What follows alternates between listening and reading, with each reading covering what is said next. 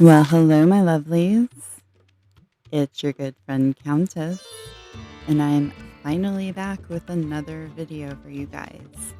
Had to take a little bit of a break, just kind of recharge a bit. I have a few videos, ideas coming down the pipeline. I am going to wrap up my walk through the major arcana with the Judgment and World card synopsises. Stay tuned for that.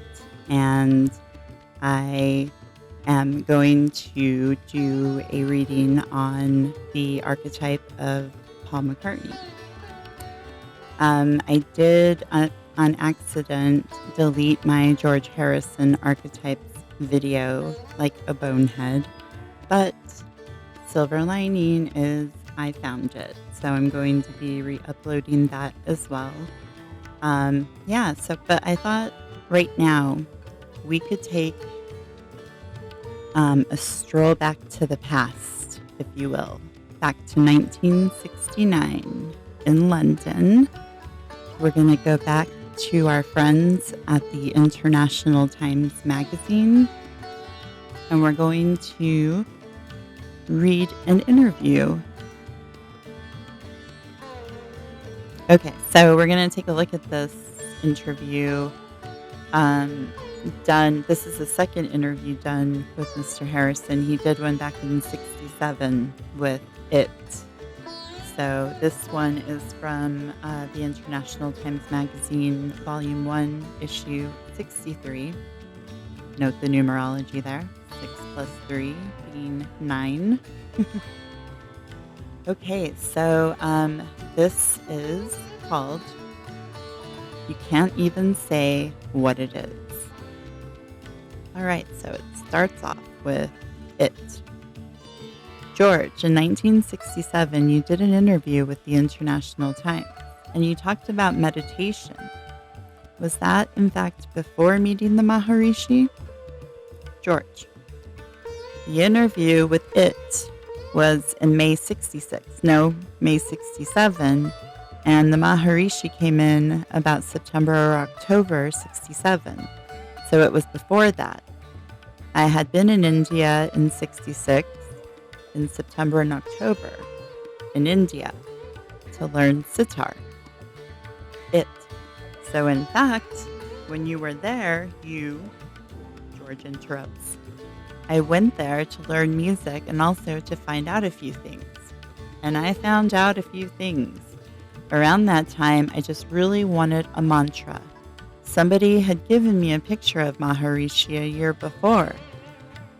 That, and then someone sent me in the mail a thing saying that he was going to be there at that $1 million bash. And so I got some tickets and went. And then we went with him to get a mantra. And we got a mantra. And we meditated. It was very nice. And in fact, we still meditate now. At least I do. I can't speak for any of the others. It.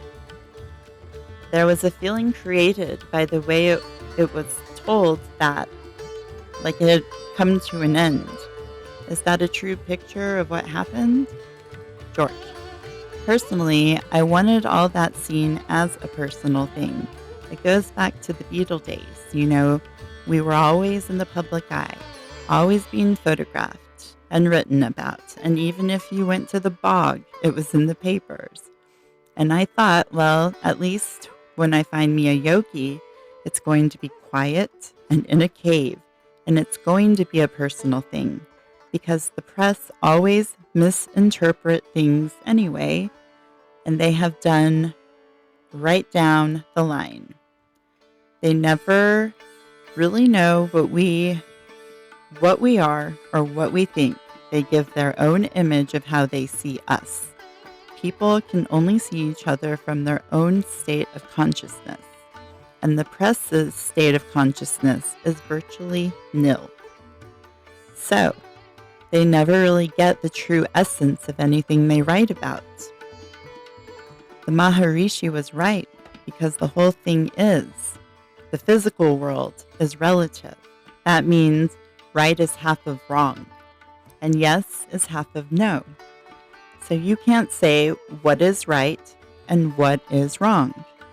The only thing which Maharishi said, which determined what was right and what was wrong, was that right or good is something that is life creating, and something bad is something that is life destroying. And so you can't say that going on the television and speaking to the press and doing things like that is a bad way to tell people about meditation. On the other hand, after being through all that, it was part of our everyday life. I wanted it to be quieter, much quieter. Anyway, the main thing was you asked whether it had ended or not. It's just that we physically left Maharishi's camp, but spiritually never moved an inch. In fact, probably I've got even closer now. The International Times asks, also, in your own development, there's been a very intimate relationship between your inner development and your music, hasn't there? George. Yeah, but again, I'm at the point with music where I don't really, I like to play music. The first thing in my life is music. But now I just want to sing songs that give me some benefit, which is like your cosmic chants. I've come to understand that music should be employed really for the benefit of God perception, like chanting, that sort of thing. And it's not just an entertainment. I mean, I don't want to put it down like that, but I've got to the point where I personally would like to stop singing all those things about, in the 1967 interview with It started by saying if you could get just a few words that just say everything and get them together in one sentence and just say that all the time, it's like the Hare Krishna mantra. That's setting up, just saying words of God and just repeating them over and over and over. The repetition in itself has a great effect. And by saying the words of God, then you build up those vibrations to try to identify with that and with Him. But, just to be singing, it's a lovely day today, and all that, it's like it's a waste of energy. International Times. And so you have continued practicing meditation. George. Yes, and on top of that, now I've more an understanding of things, and it doesn't matter where you are or what you're doing, The point of it is to be able to conjure up that peace in the middle of Vietnam. You should be able to get in tune or tune into that flow of peace because it's all inside your head anyway. International Times. The situation today. I mean, if you think of someone who might be drawn to that now as opposed to then, because of what's happening politically, there's a very tense situation where people talk about things being relevant. How would you express the importance of spiritual development to someone who feels that their real duty is to change the society, change the structure? George says, well, again, I'll quote Maharishi, which is as good as quoting anybody else. And he says, quote, for a forest to be green, each tree must be green, unquote. And so if people want revolutions and you want to change the world and you want to make it better, it's the same. They can only make it good if they themselves have made it. And each individual makes it himself, then automatically everything's all right. There's no problem if each individual doesn't have any problems, because we create the problems. Christ said, quote, put your own house in order, unquote. And Elvis said, quote, clean up your own backyard, unquote. So that's the thing.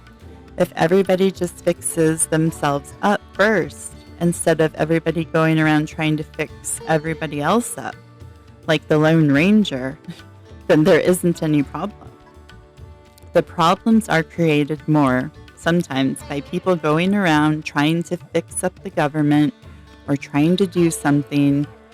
I mean, most of the revolutionaries who try to change the outward physical structure, when really that automatically changes if the internal structure is straight. Time is relative.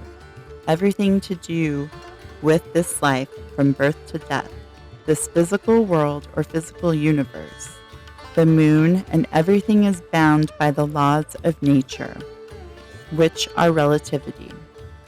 What goes up must come down. It's the whole yin-yang thing. Left, right, up, down, black, white, wrong, right. All these things are just equal and opposite. It's like you can't have the North Pole if you don't have the South Pole. You only measure goodness by badness. So in actual fact, you can only have good if you have bad. So bad and good are equal and opposite. It's the law of duality. So really, it's silly to say that's bad. Let's make it good, because then you know good becomes bad as well. The whole thing is to try and appreciate that it's changing all the time, that the physical universe is good and bad, and that surely is one of the reasons why people turn to religion or philosophy or something to try to find some underlying absolute to all this relativity. Personally, I'd like the world to be utopia right at this minute, or even last week, but it doesn't do that. The utopia you find is an inner thing, and the revolution, well, it can only be important if it is unimportant. The cycle's so big, each cycle upon another cycle.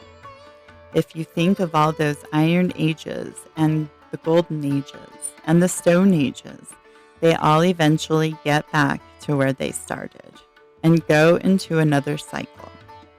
And we just happen to be in one of those cycles. So, if you can just step away from it mentally, just see that even if it's getting better or worse, whichever way it's going, it's still not absolute. Whoa. International times. In other words, from what you're saying, it would be false to imagine that any real inner satisfaction could be achieved by outward action in the relative world. George, yeah. You change it by the internal thing. And I don't believe the physical world is able to be perfect because it's relative. Perfect must have imperfect to measure it. Bam. International times. In the light of what you've been saying, how is it possible for someone in, say, England? I mean, it's very different for someone, unless he's turned on to this, to know where to find it. It's not really available, this kind of knowledge, in the setup in which we live, is it? George, I know it's very difficult because to me it's so obvious. It's like, I don't know if you heard Lord Buckley when he said on his, quote, God's own drunk, unquote, about the bear, and it's doing a dance, and he tried to do it, and he says, quote, it was just like a jitterbug dance. It was so simple, it evaded me, unquote.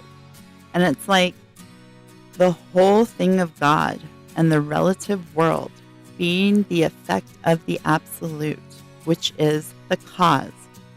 It's like the maharishi said, the flower is, you look at a flower and its petals, leaves and stems, and the petals made out of sap, and the leaves made out of sap, and the stems made out of sap. So it's sap, sap, sap. And so the sap is the cause, which is the subtle, and the petals and leaves and all that are the effect, which are the gross outer manifestations of that. But people chase around the physical world thinking that's the cause. They don't realize that all this is going round and round, but it's only based on that sap. That is within every fiber of the physical world. International Times. But wouldn't it be easier for people if there were some kind of shared experience out of which they could discover things? Because at the minute, everybody's on their own, trying different things, and some people are getting into black magic and all kinds of things. George. Yeah, a lot of different scenes. But I don't know.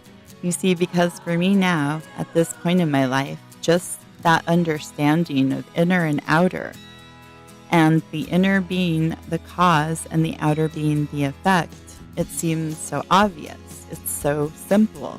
But I know that if somebody said that to me 6 years ago, 7 years ago, then I probably wouldn't have gotten it at all.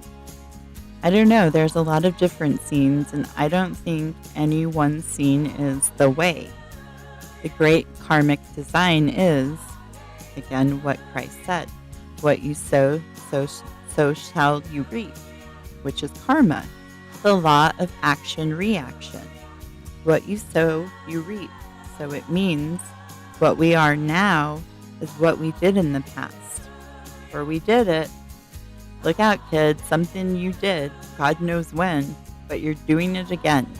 Karma. The thing is, everybody's got their own karma. And then they joke about a grasshopper jumping into the Leslie speaker, and George continues, it's like Lenny Bruce said about morals. He said, there isn't one set of morals. There's each one has his morals. And what did he call them? More.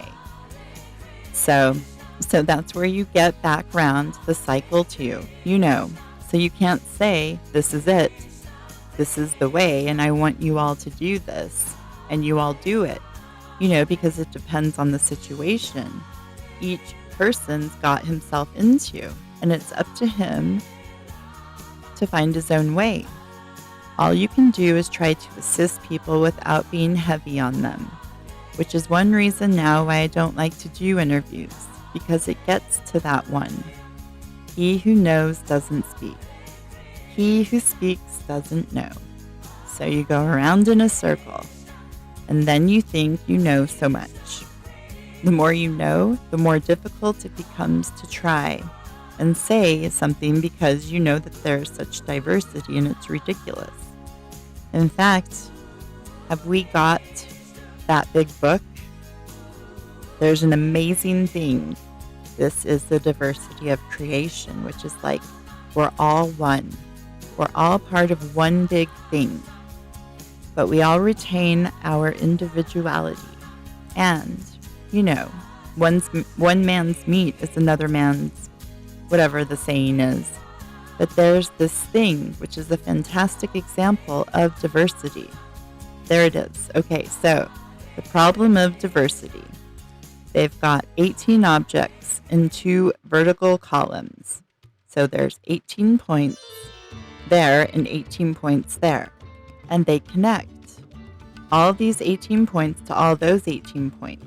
And the number arrangements which, to determine the number of arrangements in which they can be combined, that 36 objects may be arranged in, this is the number, and it's crazy number, a bunch of combinations. So how can you hope to say, now that is what it is? That's from 36. That one, that figure. And the figures above here, the figure that he's talking about, you can see. But you want to print that number just because it's so, you can't even say what it is. You've got to end up being a little humbled by a little understanding of the world or the setup, because It is, it's so phenomenal. And the more you're able to understand it, the more phenomenal it is. Because this is one thing that happened with acid for me. I mean, all those years ago. The main thing I remember, the thing I enjoyed most of all after acid was trees and grass. And I thought, I've seen trees and grass like for say 20 years, and yet I've only just seen trees and grass. Because on acid, it becomes your consciousness. You can see it from a different point of view, but that stayed on after. So now I can still appreciate nature and flowers and things like that. I can just see it so much better than I could.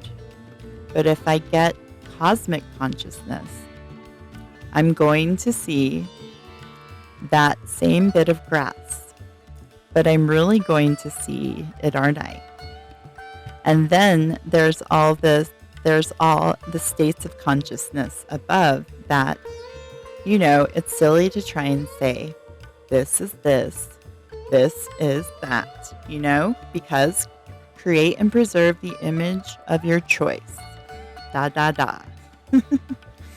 International time. So in fact, this activity that you do, this work on yourself, changes your outward living. George, yes, but again, you don't suddenly one day wake up and have cosmic consciousness. The change over years and years is very slow, but it's changing all the time. International time cuts in. Would you say something about the spiritual work that you do, George?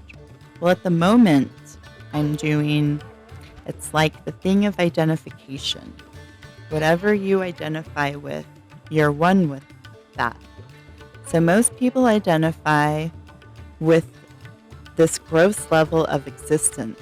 People who identify at certain parts of the day with transcendental things are trying to become one with that. Like if you were going to go around saying Christ, Christ, Christ, Christ all day long, eventually you build up an identification with Christ, that you become one with him. It's the same with the type of meditation that I do, to try and become one with that absolute thing. The Maharishi's teachings, I mean, it's the same really in everything, but I use his because it's easier to say. It's like to dye a piece of cloth yellow. You dip it in the dye. It gets soggy, and if you bring it out of the dye, it fades in the sun. So the process is to dip the dye, bring it out, let it fade, dip it in that absolute, dive in there, transcend, and you come out and it wears off. And you go in again and you come out. And by that process, over years and years of daily meditation, dipping in, coming out, you're out in the sunlight, but the color's fast, you know. That's consciousness is instilled there. And that's fast. That's what's known as cosmic consciousness. Cosmically conscious with me. When the absolute transcendental consciousness is brought together with the relative states of consciousness. I mean, it's like the ocean, the top of the ocean, with the waves always chopping and changing, and the bottom of the ocean's always still and calm. And if you're not anchored to the bottom, you're at the mercy of whatever change occurs on the top of the ocean. I like that a lot. So it's like that. If you picture your consciousness like the ocean top, that's where we're at now, and that the transcendental thing being like the still at the bottom of the ocean, then the process is to just dive in, is to get an is process is just to dive in, is to get an anchor to it.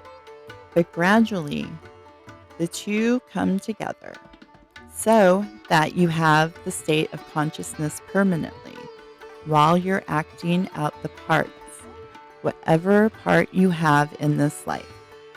Now, I don't want to put down the Christians, but it was only through India and through Hinduism and through yogis and through meditation that I learned about Christ and what Christ really meant and stood for, and what he still stands for, and what he still is, because the Christ consciousness is like the Krishna consciousness, which is absolute, and it is in every speck of creation.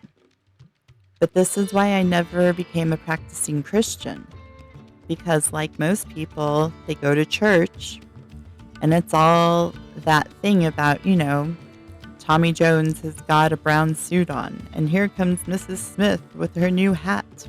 So in church, there's no good vibes to pick up. It's a bore.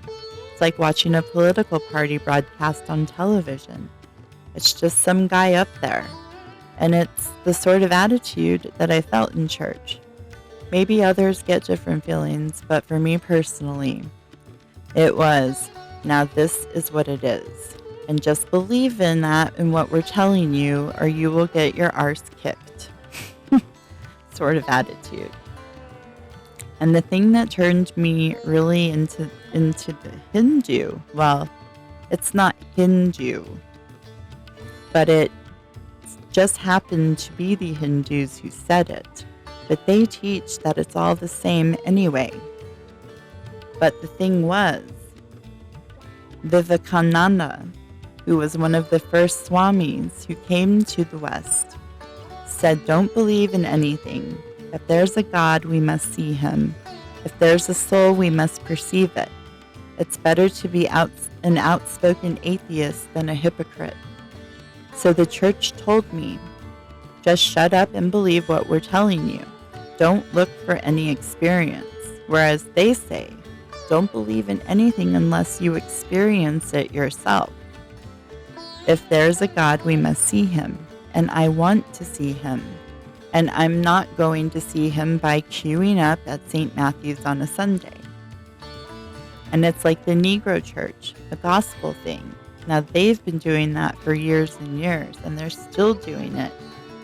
And the whole community feeling, the get together, and all rock it up and sing. And again, it's like singing Hare Krishna or singing hymns in church, but with more soul and more understanding and feeling and more relation to what it's all about.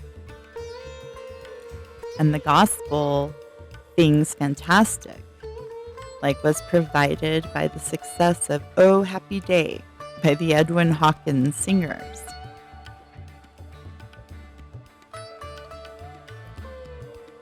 And the thing that struck me in the music papers, which I read, because it's the game that I'm involved in, kids wrote in, ordinary kids who buy records and read the pop papers and listen to Radio 1, and they wrote in saying, oh, happy day. If that was going on in church, I'd be there every day. And surely that's what church is all about, to get people to go there every day. And when they're there, then to lay some good vibes on them. But if people go to church, if I was to go next week, I'm sure it would be exactly the same as when I went when I was 12.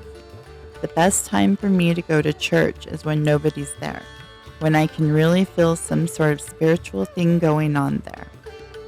But also, Christ said, don't build your houses of worship in my image. And that, the temple of God is in your own body. And Donovan said a great thing a while back. He said, I never went to church much, but since I found the temple in my own mind, I visit it very often. which is great. That's what all the meditation thing is about. A friend of mine, Ian Dallas, told me a nice one, which I've been quoting lately, about the Muslim saint Rabia. And she was always meditating, and they knocked and said, "Come on, why don't you come outside and see the wonders of creation?" And she would say, "Why don't you come inside and see the Creator?" So that's where it really is. Christ said the kingdom of heaven is within, and he said the kingdom of heaven is at hand, which to my understanding means it's just air, lads, It's at the hand. At hand means like this, ashtray. It's like right in front of you. And the kingdom of heaven is within. So why don't the Christians go within? International Times cuts in. It's said that the great masters continue their spiritual work on certain disciples after their death. And I've heard you talk about Yogananda, who seems to have had a very deep influence on you.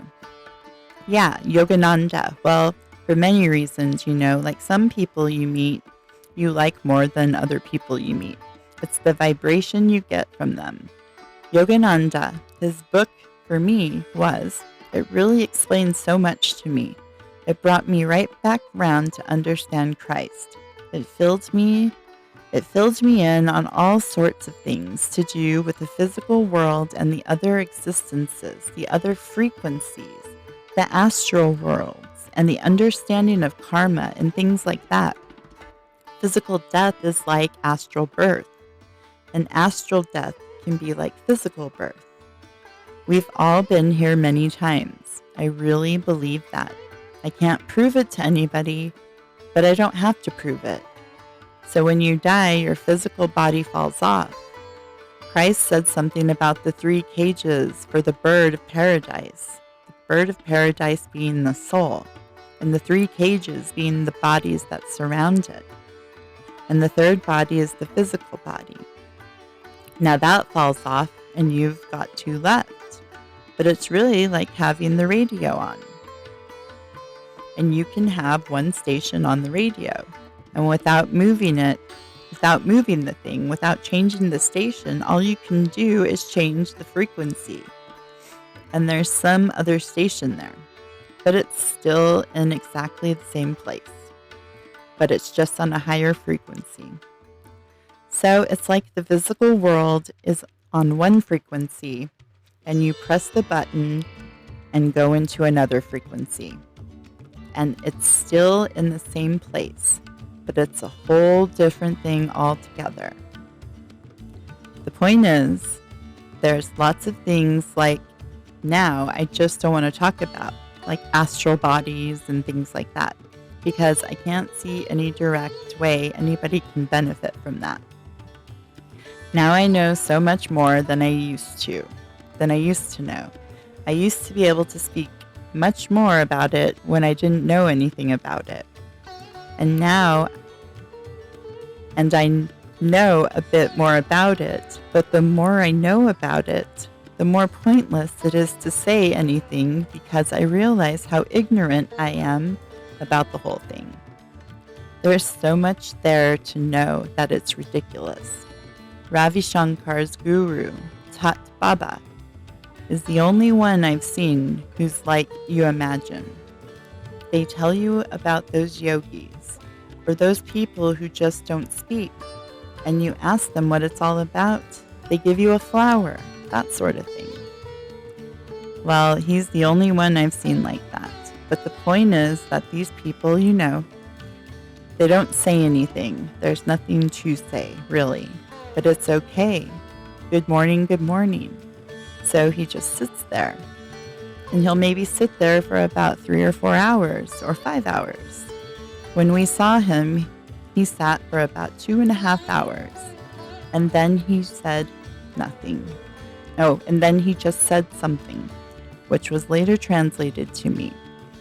But then he just said about 4 or 5 words, which is like a poem. But so to the point, he lifts up a copy of Yogananda prayers. So I'll just pick this and open it up anywhere to just to say, I care not if all things are wrested away from me by my self-created destiny, but I demand of thee my own, to God, the slender taper of my love for thee. Yes, and that is the end of that article. Wow. Lots of goodies in there, right? Duality, talking about Christ and Krishna consciousness. Just, I think it's cool, when you think about, like, when, hearing all of this kind of stuff in the memoirs of Billy Shears, we're told sort of what George's perspective on all that was, but it's kind of cool to actually see an interview from him, discussing it and getting into a little bit more detail, and it's for me, as somebody I consider myself a Christian, I do agree with him on a lot of different points because there is so much hypocrisy in the church, so much idol worship and greed and vanity, pride. It's better to not believe in anything than to be a hypocrite, right? So if you're going to believe in something, you need to make sure that you're, as the age-old saying goes, you're practicing what you preach, right? Simple as that. Anyways, guys, I hope you enjoyed this article. If you're here at the end, thank you so much. I appreciate you taking the time to listen to my attempt to read. I was really considering just, having an AI bot read this because after a while, it just kind of like you get a dry mouth and just kind of get like tired of hearing your own voice. That's how I get, at least. So I hope I didn't bore you all to death. Anyways, guys, I will see you in the next upcoming videos I plan to make. If you guys have any comments or suggestions or whatever, please leave them below. If you're not subscribed to my channel, please consider subscribing. There's about 76% of you out there who watch my videos but do not subscribe, so it would be greatly appreciated. Anyways, guys, I hope you have a wonderful, wonderful day, and I will see you in the next video. Bye, guys.